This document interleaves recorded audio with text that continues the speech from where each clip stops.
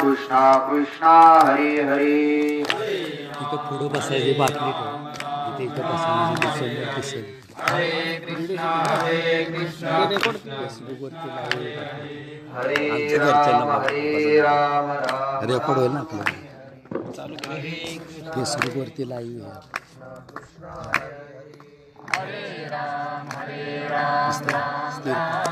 इथं बसता येईल का इथं समोर बसा म्हणजे समोर बसा महाराज बसलीत बघा पुढे हरे कृष्णा लाईव्ह आहे फेसबुक अशी जागा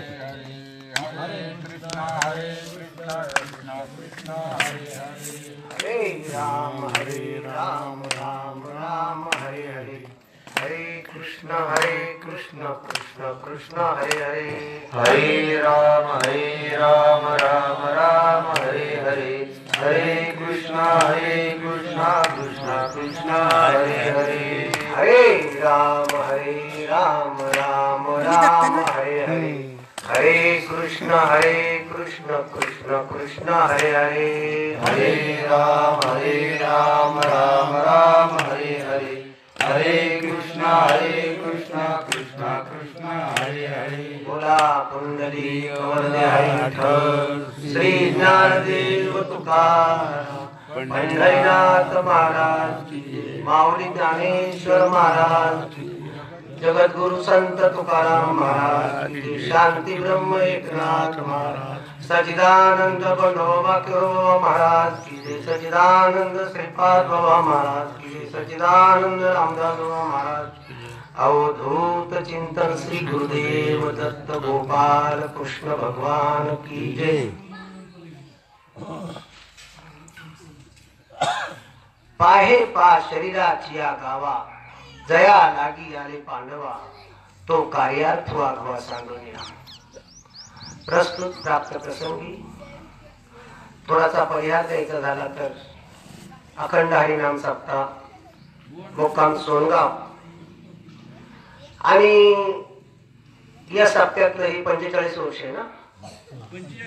45 वर्ष आणि या 45 वर्षाच्या सप्त्यासाठी अथक परिश्रम करणारे वैकुंठवासी शंकर महाराज किरवे, वैकुंठवासी साहेबराव शिंदे आणि अजूनही या सप्त्यासाठी अथक परिश्रम करून मग शंकर महाराज शिंदे असतील आले का लक्षात. आणि दुसरी गोष्ट अशी आहे की मोहनानंद स्वामींना या गावामध्ये आणून मोहनानंद स्वामी पासून या सप्त्याची परिक्रमा जी चालू झाली आले का लक्षात.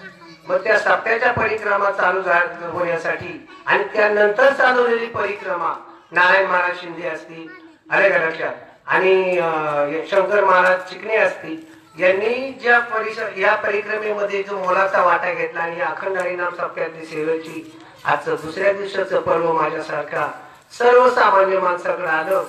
पण तुमच्या या देववृंदांच्या माध्यमातून आजची ही प्रवचन रूपी सेवा आणि प्रवचन रूपी सेवेसाठी घेतलेली ओवी महावैष्णव ज्ञानोबाराय यांच्या ज्ञानेश्वरीतील माऊली ज्ञानोबाराय सांगतात. पाहे पा शरीराच्या गावा जया लागी आले पांडवा तो कार्यात तू आगवा सांडोनिया. की बाबा रे तू या शरीराच्या गावाला आलेला आहे आणि तू एक पाहुणा आहे आले का लक्षात. आणि या गावाला आल्याच्या नंतर तुझं जे कार्य आहे ना ते कार्य तू सांडून टाकतो. सांडोनिया या शब्दाचा अर्थ असा होतो की सांडलेली वस्तू परत उचलली जात नाही. म्हणून माऊलींना तो शब्द अभिप्रेत होता की तो जन्माला आल्याच्या नंतर तो त्याचं कार्य सांडून टाकतो आले का लक्षात. कारण मनुष्य योनीमध्ये आल्याच्या नंतर खूप दुर्लभ अशी मनुष्य योनी प्राप्त माणसाला झाली पण ती त्याला कळली तर बरं आहे. कारण त्याच्या जीवनामध्ये आल्याच्या नंतर तो अथक परिश्रम करून ज्यावेळी त्याचं पाप आणि पुण्य ज्यावेळी समान रेषेमध्ये येतं आणि समान रेषेमध्ये आल्याच्या नंतर त्याला मनुष्य जन्म प्राप्त होतो. पाहते सांगतात देख मनुष्य जात सकळ स्वभाव ताच भजनशील आले का लक्षात. तसं तो स्वभाव ताच भजनशील आईच्या पोटात असताना त्याचं ते भजन आहे ते त्याच पद्धतीने चालू असतं. पण ज्यावेळी जन्माला आल्याच्या नंतर दाईनं त्याचा नाळ कापला त्यावेळी त्याचं ते भजन विसरून जातो आणि विसरलेलं भजन पुन्हा या मनुष्य योनीमध्ये आल्याच्या नंतर कुणाला तरी शरण गेल्याच्या नंतर त्याला ते भजन आपलं जे परत चालू करून घ्यायचं असतं. कारण ते म्हणतात पशु काय पाप पुण्य जाणती उत्तम मध्यम भोग भोगती किती एक उपजताच मरती आंधळे पांगुळ मुखे बहिरे होती. कारण 84 लाख योनी आहेत आणि या 84 लाख योनीमध्ये एकच योनी उभी आहे, बाकीच्या सर्व योनी आडव्या आहेत. इतर प्राणियांच्या ठाई हा विचारच नाही. आले का लक्षात? तुम्हाला सांगतो आळंदी आणि पंढरपूरची वारी करायची कशासाठी? आळंदी पंढरपूरची वारी सगळे लोक विचारतात माळ घालायला पाहिजे, वैष्णव व्हायला पाहिजे, आणि पण नक्की करायचं कशासाठी? तुझ्या जीवनाचा मूळ उद्देश काय ते तुला समजून घ्यायला पाहिजे. तुझ्या जीवनामध्ये साधूची गरज आहे, कारण साधूची जीवनामध्ये गरज असल्याशिवाय तुम्हाला जे साधायचे ते तुम्हाला साधता येणार नाही. आले का लक्षात? मनुष्य जन्म जर एवढा दुर्मिळ आहे, मग मनुष्य जन्म जर दुर्मिळ आहे आणि दुर्मिळ मनुष्य जन्मामध्ये जर आपल्याला साधूची भेट घ्यायची असेल, पहा तुम्ही आपण हरिपाठ सगळेच म्हणतो, साधू बोध झाला तो नुरोनिया ठेला ठाईच मुलाला अनुभव. आले का लक्षात? पण माऊलींना एवढा अभिप्राय सुंदर मांडलाय. त्यांनी पहिलेच सांगितलंय साधू बोध झाला तो नुरोनिया ठेला. अरे साधूचा बोध झाला का? आले का लक्षात? साधूचा बोध होण्यासाठी काय करावं लागतं? गुरु परंपरेच्या अभंगामध्ये आपण सांगतो भगवान शंकरापासून हा मार्ग आला. आले का लक्षात? गुरु परंपरेच्या अभंगामध्ये सांगतो आपण आदिनाथ उमा बीज प्रगटले मचिंद्र लादली सहज सिद्धी तेची प्रेम मुद्रा गोरक्षा दिली आणि पूर्ण कृपा केली गहिनीनाथा. मग गहिनीनाथांनी निवृत्ती दादांवरती काय कृपा केली? आले का लक्षात? आणि परत हरिपाठामध्ये सांगतात कुळ हे पावन कृष्ण नामे. आले का लक्षात? मग कृष्णाचे जे नाम होतं, कृष्णाला जे नाम घ्यायचं होतं, मग त्या नामाने हे कुळ जे पवित्र झालं, मग ते नाम काय असेल? हरिपाठामध्ये किती आपण नुसतं म्हणतो एक तत्व नाम दृढ धरी म्हणा हरिसी करुणा येईल तुझी. बरोबर की नाही? पण आपल्याला तुम्हाला सांगतो ज्ञानेश्वरीचं तुम्ही बारकाईने अवलोकन करा. उपजल्या बालकासी नाव नाही तयापासी आणि ठेविल्या नावे हो दे तुझे. तुमचं आमचं जे नाव आहे ते आपल्या आजीना असेल, आजोबांनी असेल, मावशीना असेल, काकांनी असेल, ज्यावेळी आपण 4 महिन्याचा, 2 महिन्याचा, 6 महिन्याचा असताना बारशाच्या टायमिंगला आपल्याला ठेवलेलं नाव आहे आणि त्या नावाला आपण हो दे तुझे. मग आपलं नाव काय आहे? आले का लक्षात? मग नक्की देवदेव करायचा, नक्की परमार्थ करायचा. पण मग नक्की परमार्थ कशासाठी करायचा? देवदेव कशासाठी करायचा? आले का लक्षात? कारण सत्कर्म केल्याच्या नंतर स्वर्ग प्राप्ती होईल, पण पुण्य संपल्याच्या नंतर तुम्हाला परत मृत्यू लोकांमध्ये यावं लागेल. आले का लक्षात? कारण ते सांगतात मग सवयीची इंद्रपणाची उती उतरे आणि पुन्हा लागते माघारी मृत्यू लेखा. आले का लक्षात? जोपर्यंत तुमच्याकडे पुण्याचा संचय आहे तोपर्यंत तुम्ही तिथपर्यंत जा, पण तुम्ही मोक्षाच्या अधिकारी होणार नाही. आले का लक्षात? ज्ञानेश्वरीमध्ये आता आपल्या ज्ञानेश्वरीचं वाचन चाललंय. प्रत्येक ठिकाणी तुम्हाला काही काही ठिकाणी ओव्या येतात, पण आपण त्या ओव्याशी म्हणून ते सांगतात एक तरी ओवी अनुभवावी. अख्ख्या ज्ञानेश्वरीचा तुम्ही एका ओवीचा जरी अभ्यास केला. आले का लक्षात? आता मला सांगा, ते म्हणतात की देवाची आस्था असणारे सगळेच लोक आहेत, कोण येत नाही. कोण सोमवारी मंदिरात जातो, कोण मंगळवारी जातो, कोण बुधवारी जातो, कोण शनिवारी जातो. ज्ञानेश्वर महाराज सांगतात अस्तीच्या महापुरी रिगताती कोट्यावरी परिप्राप्तीच्या पैलतरी विपायला निघे. ज्ञानेश्वर महाराज सांगतात की मला देवाला प्राप्त व्हायचंय, मला देवाची प्राप्ती करून घ्यायची, आणि ही वस्तू प्राप्त करण्यासाठी आस्था धरून चाललेले बरेचसे लोक आज या मार्गामध्ये आहेत. आले का लक्षात? मग ते सगळे देवा, मग त्यांना भगवान श्रीकृष्ण गीतेमध्ये अर्जुनाला सांगतात की अर्जुना मी नसे ऐसा कवना ठावासे पर प्राणी याचे दैव कैसे न देखती माते. तशी मी नाही अशी एवढीशी सुद्धा जागा शिल्लक नाही, तरी पण याला कळत नाही. आले का लक्षात? मग नाही कळत त्याच्यासाठी अनेक ओव्या बनवून ठेवला. पाये पादुद पवित्र आणि गोड पासे तुझेची अपद्राळ परित्या वेरुण गोचिड शुद्ध काय नसेल. की गोचिड नावाचा प्राणी गायीच्या कासेला चिकटलेला आहे. पण गोचिडाला आतमध्ये पवित्र असलेलं दूध माहित नाहीये. माहित नसल्यामुळे त्याला त्याची खबर नाही आणि तो आयुष्यभर रक्त सेवित राहतो. आलं का लक्षात? मग जी गोष्ट आपल्या जीवनामध्ये आपल्याला माहित नाही ती गोष्ट माहिती करून घेण्यासाठी आपल्या जीवनामध्ये कोणीतरी मार्गदर्शक असावा. म्हणून साधू संतांनी आधी केले आणि मग सांगितले ते सांगतात. असं नाही की ते म्हणतात बघा सद्गुरू वाचून सापडेना सोय आणि धरावे ते पाय. मग सद्गुरू नाही की कृपा केली पूर्ण हे नुसतं मनामनीच नाही. आले का लक्षात?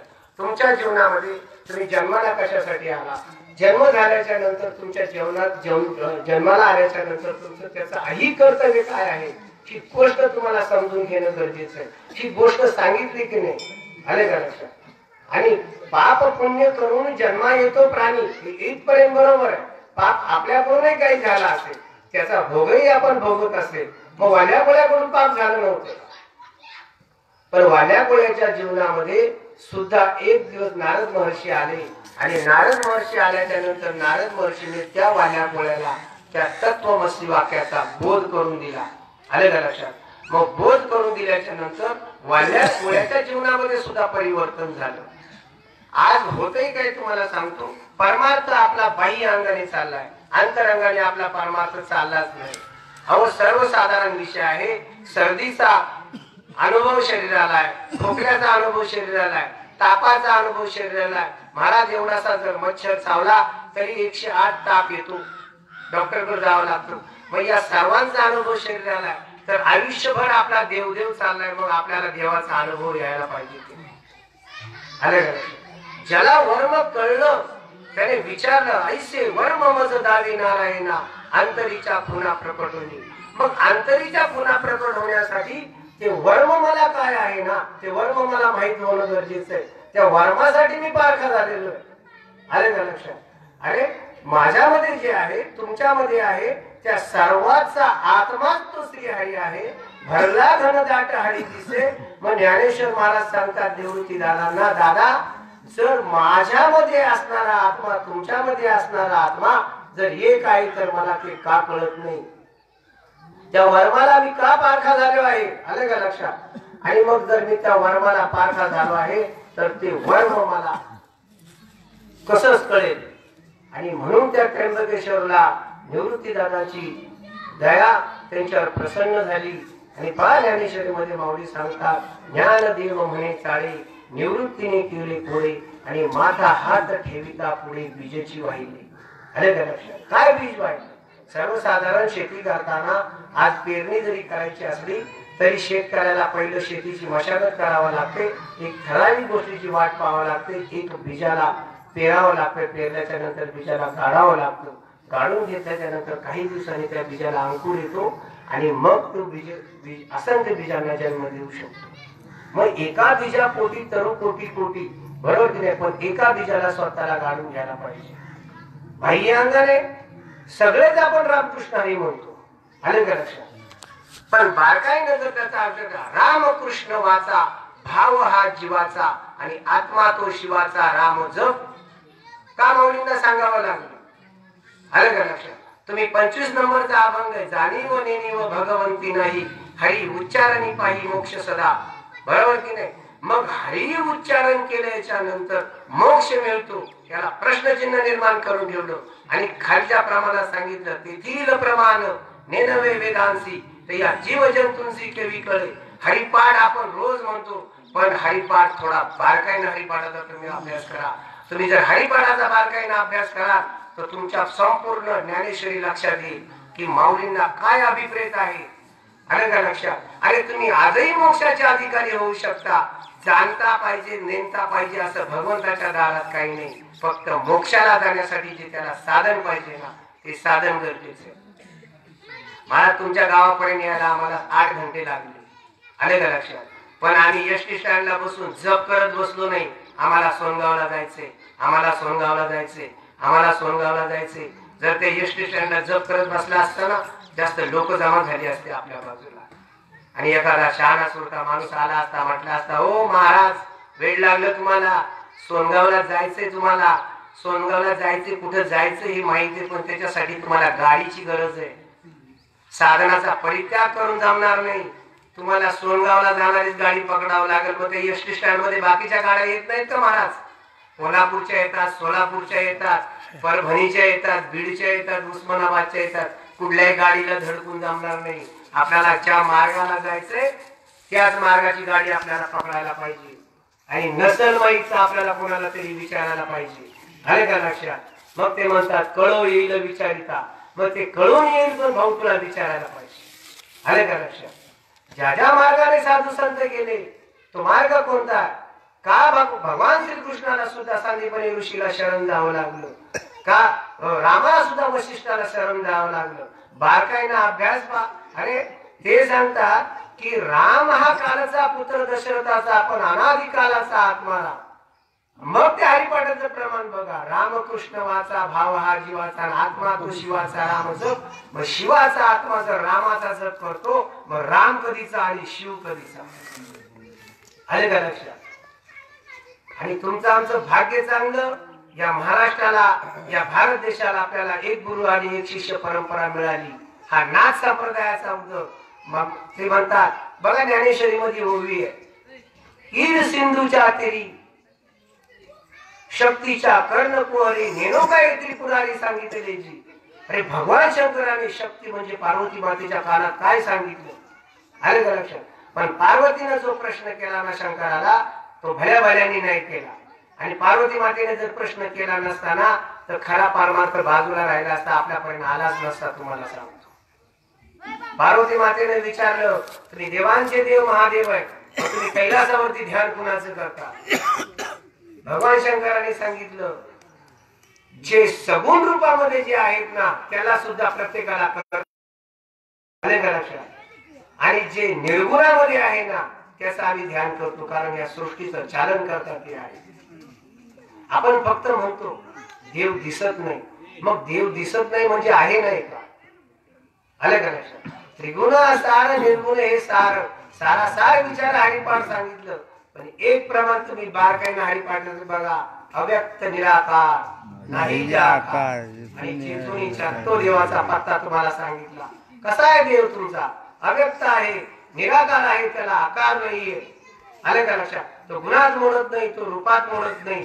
फक्त देवाला अवतार कार्याला आल्याच्या नंतर मनुष्य देह धारण करावा लागतो. आणि मनुष्य देह जरी त्याने धारण केला तरी त्या मनुष्य देह धारण केल्याच्या नंतर जोपर्यंत त्याला गुरुला शरण जाता येत नाही तोपर्यंत त्याचा जन्म कशासाठी झाला? जसा घरातून निघाल्याच्या नंतर आपल्याला कोणत्या गावाला जायचंय आणि त्या गावचा जर आपल्याला पत्ता माहित नसेल तर शहाण्यासोर माणसाला विचारायला पाहिजे.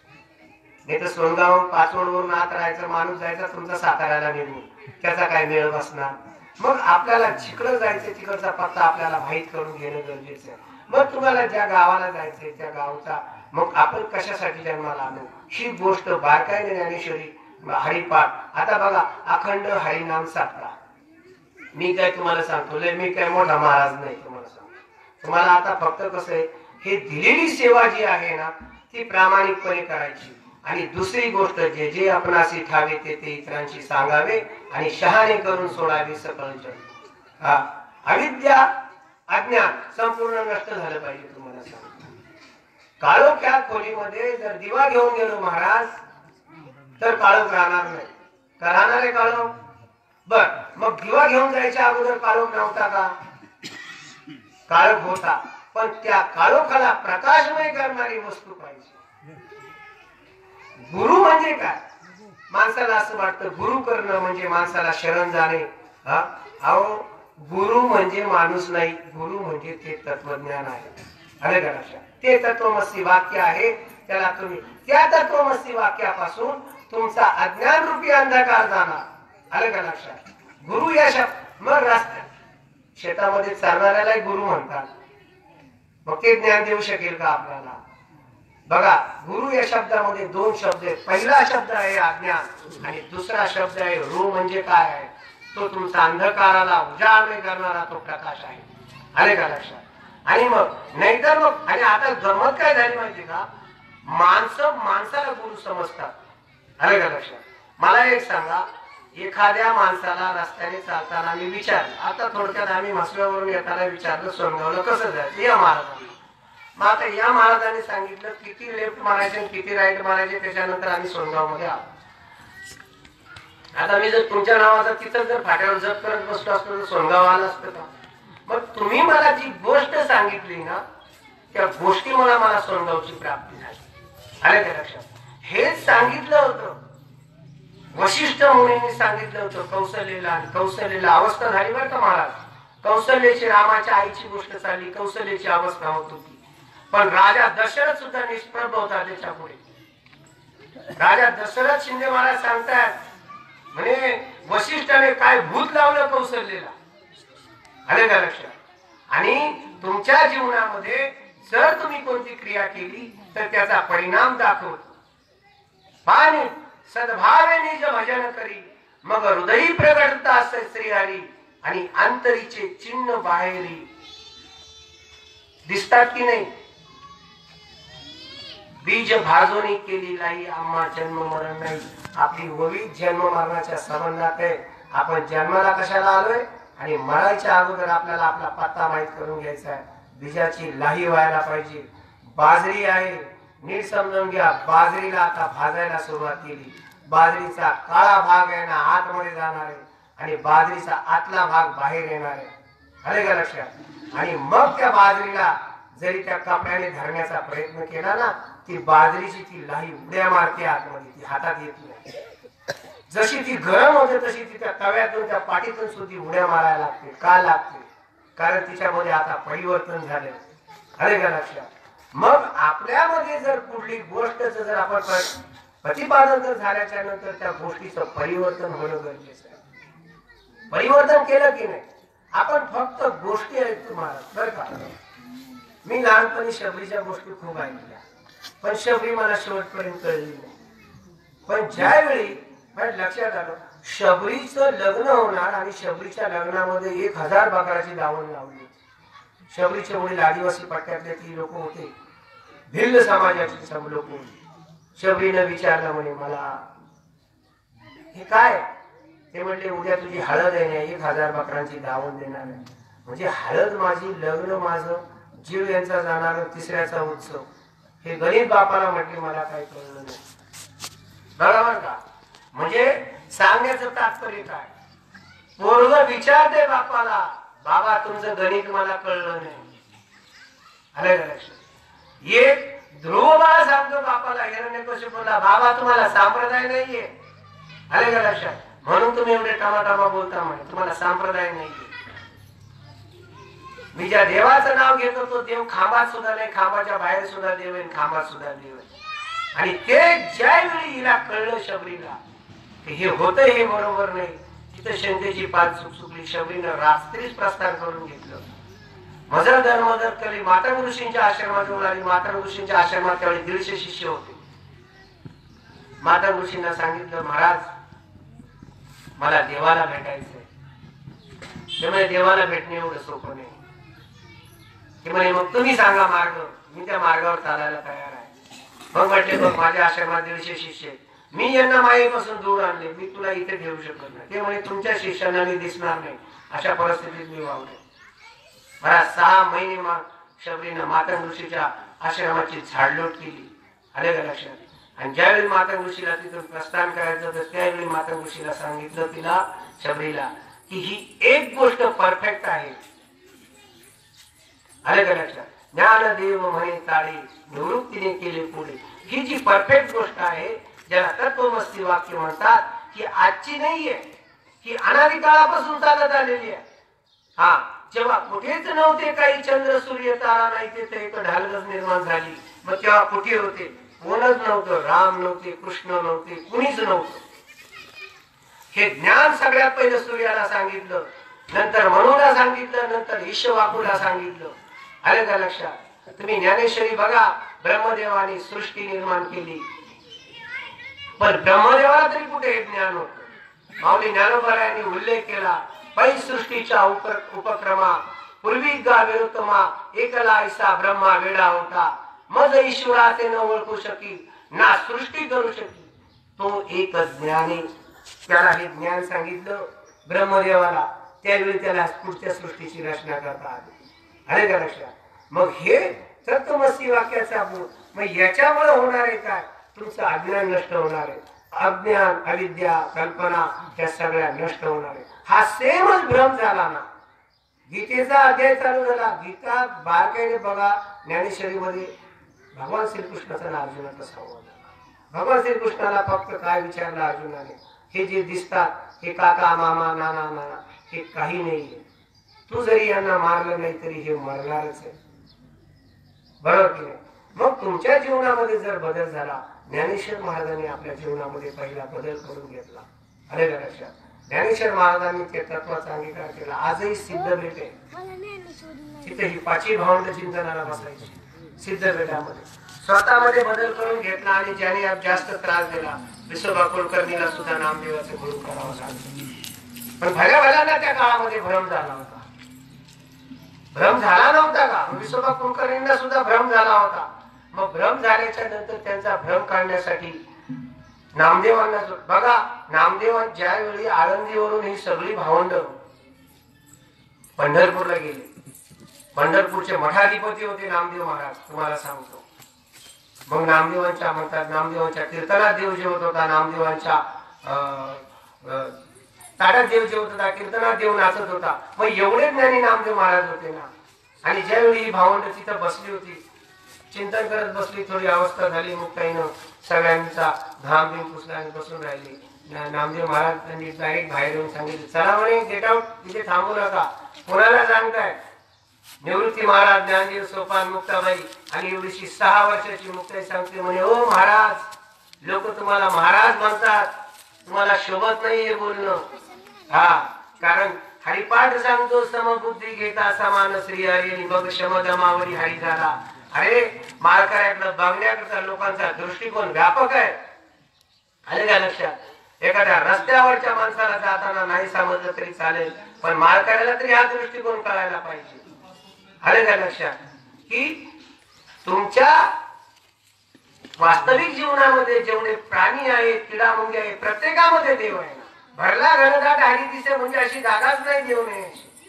पण आपल्याला बाजूच्या माणसामध्ये देव दिसत नाही, तर कुठल्या माणसाला कधी देव दिसेल आपल्याला? मग तो देव जर आपल्याला समजून घेण्याचा असेल तर पहिल्या सांगतात, ज्ञान देव म्हणून जप माळांतरी आणि झरोनी श्रीहरी जपे सदा.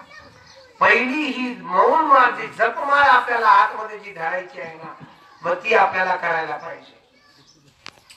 त्या मुक्ताईकडं थोडा वेळ नामदेव महाराज बारकाईने निरीक्षण करत होते. एवढं लहानसं लेकरू एवढ्या मोठ्या माणसाला समजून सांगते. आले का लक्षात? कारण अहंकार होता. उसाच्या शेजारी एरंडाचे झाड आणि काय काय चिपाळ गोड होती म्हणतात. आले का लक्षात? ती म्हणतात, मुक्ताबाई सांगते, घेऊन टाळ दिंडी हरी कथा करसी आणि हरी भक्त म्हणवी ती श्रेष्ठपणे, पण गुरु विना तुझे नव्हेची गाय मोक्ष. तुला गुरु शिवाय मोक्ष मिळू शकत नाही. आणि ही गोष्ट समजून घेण्यासाठी तुम्हाला औंढ्या नागनाथाला जावं लागेल. पण नामदेवांनी ऐकलं महाराज. नामदेवांच्या जीवनामध्ये जर मुक्ताबाईने सांगितलं, नामदेव म्हटले नाही ती काळजी पोरं आम्हाला समजून सांगतात. नामदेवाने देवाकडे कंप्लेंट केली, सांगितलं ही पोरगी काय सांगते बघा. देवाने सांगितलं, जरी मनुष्य योनीला आला आणि काही जरी असलं तरी जोपर्यंत त्याला ते आत्मज्ञान होत नाही तोपर्यंत त्याला मोक्ष मिळू शकत. ज्ञान होतं ना, तुम्ही आम्ही नोकरी धंदा करतो, कोण गाडी चालवतो, कोण काही चालतो, पण ते ज्ञान आहे, ते पोट भरायचं ज्ञान आहे. पण तुम्हाला जर मोक्षाला प्राप्त व्हायचं असेल तर तुम्हाला आत्मज्ञानाची गरज आहे. आणि आत्मज्ञान ज्याच्याजवळ भेटेल तिथं तुम्हाला संतांची संगती करणं गरजेचं आहे. मग तुम्ही बघा, संतांची संगती मनोमार्ग गती आणि 11वा श्रीपती येणे पंथे. आले का लक्षात? मग 11वा श्रीपती येणे पंथे म्हणजे कुठल्या पंथाने श्रीपतीला आळवायचे? आले का लक्षात? पुराण प्रसिद्ध बोलले वाल्मिकी नामे तिने लोक उद्धरती. सांगून ठेवलं, अजपा जपणे उलट प्राणाचा तिथेही मनाचा निर्धारी असते. हा आजपा जो जप आहे ना, हा आजपा जप कसा करायचा? आले का लक्षात? आपल्याला लहानपणी शाळेमध्ये गुरुजी सांगायचे, मलाही माहित होतं गुरुजी सांगायचे. वाल्या कोळ्याला राम राम म्हणता येत नव्हतं, वाल्या कोळी मरा मरा म्हणत होता. अरे ज्याला मरा म्हणता येते त्याला राम म्हणताच आलं पाहिजे. आले का लक्षात? जो राम म्हणू शकतो तो मलाही म्हणू शकतो, मलाही म्हणू शकतो, फक्त त्यांना सांगायचं नव्हतं. कारण कसं आहे ते सांगतात, ते ज्ञान गुह्य गम्य ज्ञान देवा लागेल. आले का लक्षात? हा, ते ज्ञान गुह्य गम्य ज्ञान देवा लागले, निवृत्तीने दिली माझे हात. हा, ते कसं आहे गुह्य. आले का लक्षात? ते कुणाला सांगायचं नाही. म्हणजे ते गुरु परंपरेनं एक गुरु आणि एक शिष्य ही परंपरा. मग त्यावेळी पार्वती मातेने विचारलं की मी त्याला प्राप्त होण्यासाठी पार्वती मातेला त्यावेळी ज्यावेळी भगवान शंकरांनी सांगितलं त्यावेळी मच्छिंद्रनाथाने ऐकलं. आणि मच्छिंद्रनाथाने ते ऐकल्याच्या नंतर मच्छिंद्राला सांगितलं. 12 वर्ष बद्रिकेश्वरला तप केलं मच्छिंद्रनाथांनी आणि भगवान शंकरांनी मध्यस्थी करून गुरु दत्तात्रयांकडून परत अनुग्रह द्यायला लावला. आले का लक्षात? अनुग्रह ही जी परंपरा आहे ही तेव्हापासून चालू झाली, मच्छिंद्रनाथांपासून. आपल्यावर फार उपकार आहेत नाथ संप्रदायाचे. आले का लक्षात? पण नाथ संप्रदायामध्ये एक गुरु आणि एक शिष्य ही परंपरा होती. एकाने एकाला शिष्य करायचं आणि पुढच्या प्रवासाला मार्गस्थ करून द्यायचं.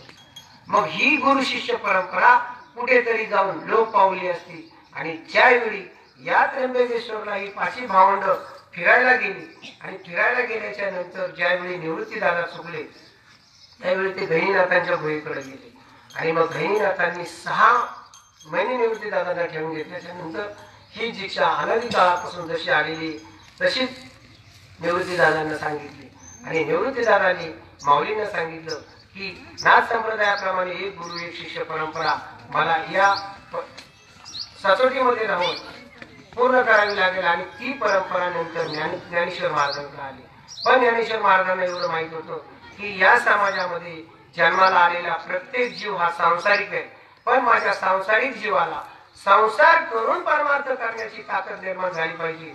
याला देवासाठी भगवी वस्त्र परिधान करून याला जंगलात हिंडण तारे हिंडता रानोरानी पुसा संतासी जावणी कशासाठी सांगितलं जनाबाईनं. आले का लक्षात? थोर संतांचा महिमा आला बहुतांचे कामा. आले का लक्षात? मग तो ठाकर संतांचा जो थोर महिमा आहे या सामान्य लोकांपर्यंत जर आपल्यापर्यंत आपण पोच केला तर सामान्य जीव त्या मोक्ष पदाला प्राप्त होऊ शकतो. ही दया ज्ञानेश्वर महाराजांना आल्याच्या नंतर मग ती परंपरा मग चांगदेवाला मुक्ताबाईकडून गेली असेल. मग प्रत्येकाची अनुग्रह ही परंपरा त्याच्यासाठी आली. म्हणून माऊलींना सांगायला लागलो की शरीराच्या गावाला आता आपण आलो बाबा. मग आता आपल्याला नक्क आपली जन्म आणि मृत्यू याच्या मधला जो संबंध आहे तो समजून घेण्यासाठी आपल्याला गुरु करणं गरजेचं आहे. आपल्याला गुरु दीक्षा करणं गरजेचं आहे. आणि मग ही गोष्ट आपल्या जीवनामध्ये आल्याच्या नंतर आपल्या जीवनामध्ये परिवर्तन होण्यासाठी आपल्याला काय करावं लागेल. मग आपल्याला मग बाबा कालपर्यंत तुम्ही जे करत आला ते आपण करायचं नाहीये. मग ते सांगतात पंढरीची जाणे आल्यानो संसारा. मग कशासाठी जायचं? 10 माणसं 100 माणसं पंढरपूरला गेल्याच्या नंतर आपण विचार करतो एवढी लोक पंढरीला येतात, एवढी लोक इकडे येतात, त्यांच्या गळ्यात माळ नाही. मग कशासाठी एवढी लोक येतात? मग कुठं तरी त्यांना संतांची संगत होते, कुणाचा तरी कृपाशीर्वाद त्याला प्राप्त होतो. आज नाही तर उद्या हळूहळू हळूहळू का होईना मग त्यांच्या त्या संतांच्या संगतीमध्ये तो एक दिवस तसा होऊन जातो. आले का लक्षात? आमचे गुरुवारी नेहमी सांगायचे म्हणे पंढरपूरला गेलो, मोठा सावकार पंढरपूरला गेला म्हणे आणि त्या मंदिराच्या आजूबाजूनी फिरायला लागला. इकडच्या खिशात हात घाल, याला 10 रुपये देईल, जसे पैसे येतील तसे पैसे देईल. एकाला दुसऱ्याला तिसऱ्याला सगळ्यांना पैसे वाटत गेला. आणि शेवटच्या क्षणी गेल्याच्या नंतर शेवटच्या क्षणी खिशात हात घातला तर पैसेच नाही. आणि त्या भिकाऱ्याने ते पात्र पुढे केलं आणि याही खिशात हात घातला पैसे नाही, त्याही खिशात हात घातला पैसे नाही. आणि मग आता काय करायचं? मग ते म्हटले म्हणे भाऊ पैसे नाही राहिले आता. आणि त्यांनी असा हात पुढे गेला, त्या भिक्षुकाने ताटली खाली ठेवली आणि म्हणले सावकार या पंढरपुरामध्ये पैसे देणारे खूप पाहिले पण हात देणारा पाहिला नाही. तुमच्या आमच्या जीवनामध्ये फक्त हात द्यायला शिका. जे जे आपणाशी ठावे ते इतरांशी सांगावे. जास्त परमार्थ तुम्हाला सांगतो. तुम्हाला मी सांगितलं दत्ताला 3 तोंडे, कोण कुठं बघायला जाणार? आमच्या उपनगरी मुंबई उपनगरीमध्ये सकाळी लोक कामाला जातात, 10 वाजता डबे घेऊन येतात नाना, संध्याकाळी 10 वाजता येतात. 12 तासाची ड्युटी करतो, दत्ताची तोंड शोधायला कुठे जाणार? अरे ज्या गोष्टीने उद्धार होणार आहे ना, काही मी उद्धार पाविल काही कृपा करील नारायण असं वर्म आम्हाला सांगा. अरे का लक्षात? जी गोष्ट आपलं सगळं बरोबर आहे आपण जे करतो ते सगळं बरोबर आहे, फक्त थोडस चुकलं या वर्म फेरा पडते म्हणतात. थोडस वर्म आपलं चुकलं आणि जेवढं चुकलं ना तेवढंच आपल्याला माहिती करून घ्यायचं. आले का लक्षात? आपलं सगळं बरोबर चाललंय, आपला परमार्थ म्हणून अखंड हरिनाम सप्ताह बघा. प्रत्येक शब्दामध्ये त्याचं शाब्दिक ज्ञान त्याने दिलं. अखंड म्हणजे ज्याच्यामध्ये खंड पडणार नाही. आले का लक्षात? हरिनाम म्हणजे जे नाम घ्यायचे हरीचं त्याच्यामध्ये खंड पडता कामा नये. आणि सप्ताह म्हणजे 7 दिवस. 7 दिवसाच्या पलीकडे 8वा दिवस कॅलेंडर मध्ये नाही. म्हणजे रात्रंदिवस आम्हाला तेच करायचं. आले का लक्षात? आणि मग रात्रंदिवस जर आम्हाला तेच करायचंय म्हणून त्याला अखंड हरिनाम सप्ताह. मग हे आपल्या ज्यांच्या बॅटऱ्या उतरल्या त्याच्यासाठी सप्ते चालू केले. आले का लक्षात? मग सप्त्यामध्ये आपल्या बॅटऱ्या परत चार्ज होणार आणि परत आपण अखंड आपलं सतत सतत सतत. मग तो म्हणतात ना, मग म्हणतो शिळ पाणी जपत आहे वारंवार. मग भगवान शंकर वारंवार काय जपत आहे या गोष्टीचं त्यांनी आपल्याला आवड करून दिलं. आणि हीच गोष्ट आपल्या जीवनामध्ये माहिती करून घेण्यासाठी जीवनामध्ये आपल्याला सद्गुरूची गरज आहे. आणि सद्गुरु कृपेने ती गोष्ट आपल्या जीवनामध्ये प्राप्त होऊ शकते. म्हणून तुम्हाला सांगतो, हरी हरी तुम्ही म्हणारे सकळ तेने माया जाळत तुटतील. लेखन महाराजांचं म्हणणं बरोबर आहे. आता हरी हरी आपण प्रत्येक गोष्ट हरी नाही ना म्हणू शकत. हरी बोला देता, हरी बोला घेता, उठता बैसता हरी बोला. बरोबर आहे की नाही? मग जर समजा वाण्याच्या दुकानात गेलो, त्याला सांगितलं साखर द्या हरी हरी, हे द्या हरी हरी, हे द्या हरी हरी. लोक म्हणतील महाराजांना भेटला. मग याचा मध्ये अर्थ असा नीट समजून घ्यायचा तुम्हाला. हरी बोला देता, हरी बोला घेता, उठता बैसता हरी बोला. पण हरी बोलायचा कसा? तर तत्वमसी वाक्य त्याला अजपाजपणे उलट कामाचा. म्हणून ते म्हणतात श्वासाने कर रे भजन घडाडे, श्वासाने कर रे भजन. आपल्याला आपल्या श्वासाचं भजन समजून घ्यायचं. कशासाठी? कारण जन्माला आलेला प्रत्येक जीव जाणार आहे. जायच्या अगोदर त्याची सगळ्यात पहिली त्याची वाणी बंद होणार. तुम्हाला वैखरी वाणी त्याची बंद होणार. जर तुमची वैखरी वाणी बंद झाली तर तुम्हाला राम पण म्हणता येणार नाही, कृष्णही म्हणता येणार नाही, हरी म्हणता येणार. कारण सगळ्यात पहिली वाचा जाते. मग वाचा गेल्याच्या नंतर तुमच्या शेवटच्या श्वासाला तुमच्या शब्दामध्ये नाम आलंच याची काही गॅरंटी आहे. म्हणून भजनच आपलं जो मूळबंध आपला जो तुटला, जिथं गाईनं आपल्याला नाळ कापला तिथं आपला तुटला, तिथंच आपल्याला जोडून घेणं गरजेचं आहे. आले का लक्षात? तुम्हाला सांगतो, तुमच्या गावाला आमचं पहिल्यांदा येणं झालं. तुम्हाला जास्त ज्ञानेश्वरी सांगितलं तर जास्त भारीच आहे. आता ही आमची काही मसलती लोक आहेत, त्यांच्या पुढे जरा थोडस पुढचं सांगतो आम्ही. आता ही लोक जुनी झालेत, आता तुमची सगळी माणसं नवीन आहेत. म्हणून पहिलाच विचार केला, म्हणलं सोनगावच्या लोकांना जरा थोडस खालच्या भाषेतला परमार्थ पहिला थोडासा आपण सांगतो. आता इथं लोक आता आनंद घेऊन बरीच वर्ष झाली त्यांना, ते आमच्यापेक्षा हुशार होऊन गेले. काय काय मंडळी असं तुमचा हरिपाडाचा टायमिंग झालाय का? म्हणून म्हणून अनादी काळापासून आलेली परंपरा आदिनाथ उमादीच्या प्रगटाने मचिंद्र लाभली सहजी क्रम जरा गोरक्षातली आणि पूर्ण कृपा केली गहिनीनाथा. गहिनीनाथांनी पूर्ण कृपा केली. ज्ञानेश्वर महाराजांना तो मार्ग मिळाला. त्याच्यानंतर अनादी काळापासून चालत आलेले तुमचं आमचं भाग्य चांगले. मी तुम्हाला सांगतो, आमचं भाग्य चांगले की आम्ही त्या श्रीपाद बाबा बडोबा किरोबा यांचं काही, आमच्या आजी आजोबांचं काही पुण्य असेल, काही आमच्या वाडवडिलांचं असेल म्हणून आम्हाला हे मिळालं. नाही तर आम्ही कुठेतरी बसत वाया गेलो असतो.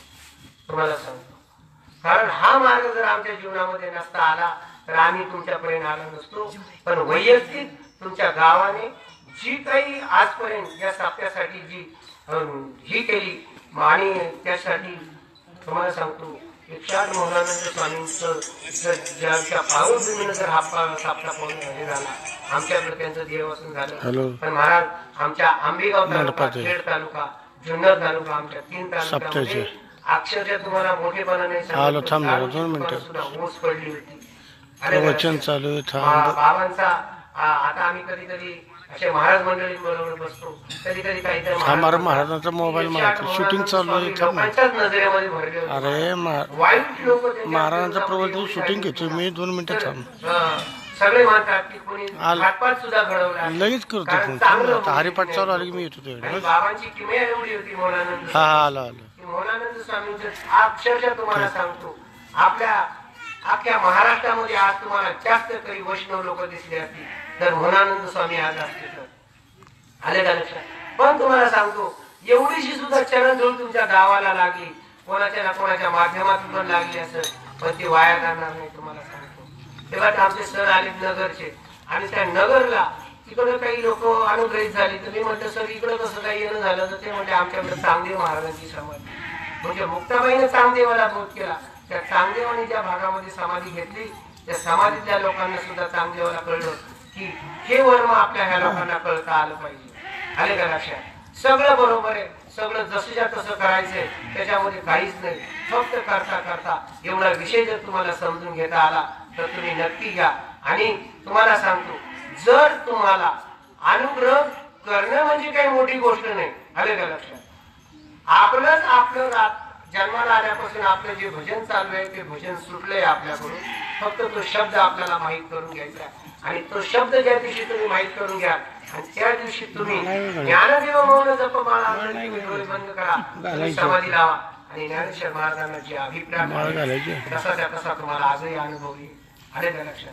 तुमचं आमचं शिक्षण झालं म्हणून आपण ज्ञानेश्वरी वाचू शकतो. बाबा जे शाळेतच गेले नाही त्यांनी ज्ञानेश्वरी कुठून गेली, जे शाळेतच गेले नाही त्यांनी तुकाराम आता कुठून गेली. का म्हणत होते वेदांताचा तो अर्थ आमासीचा ठावा निरानी तो भार माथा. आले का लक्षात. का असं काय ज्ञान मिळालं होतं. बाबाजी आपुले सांगितले नाम आणि मंत्र दिला रामकृष्ण हरी.